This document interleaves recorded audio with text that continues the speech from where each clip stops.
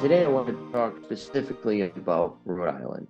Rhode Island used to have money on the ground, okay? And what I mean by that is opportunity. The opportunity when I started in this business to get into real estate was almost wide open. The barn door was wide open.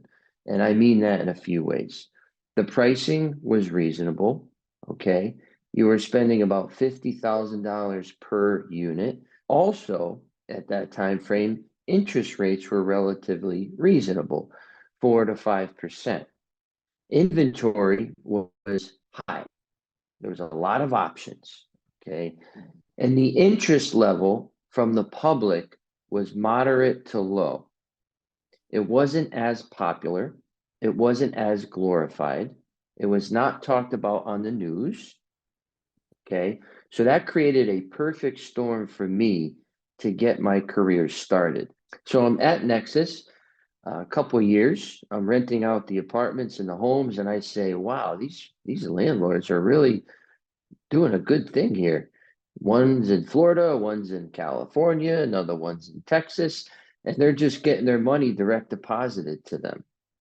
And I'm here, boots on the ground, dealing with the tenants. We got our maintenance guys, we're doing evictions, we're doing all sorts of stuff, and they never have to lift a finger. The only finger they lifted was the pen at the closing table, okay? So that's starting to click to me. So after a couple of years, I say, you know what? I'm going to start getting involved, and I acquire my first property, yada, yada. Fast forward to today, I'm close to 150 doors personally. But my point now of this segment is the opportunity that I had no longer exists in Rhode Island. It's not even close, to be honest. People that are getting involved in the investment portion of real estate right now are absolutely getting decapitated.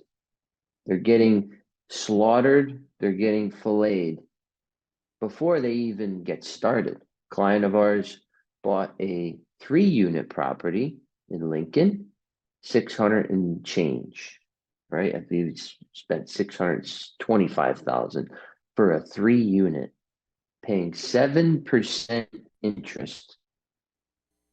All right.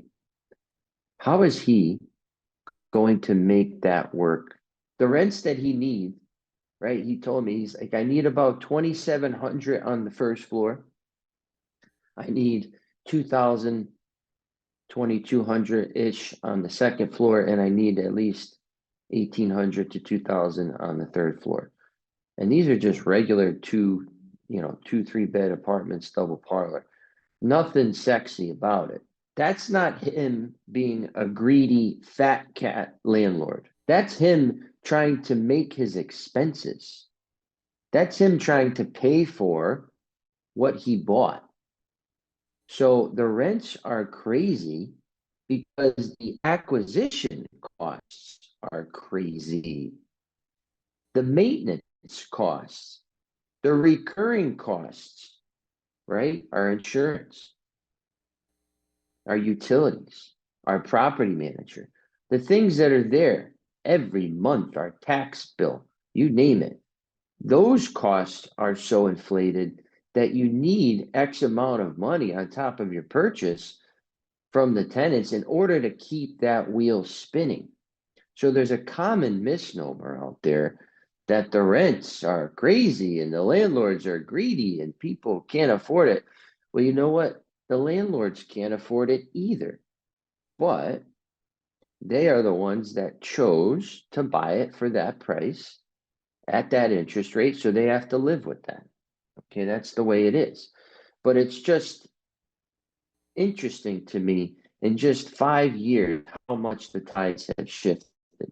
So obviously, I don't want to discourage people from investing, but what I'm telling you is that it's certainly much, much more difficult than it was when I got started.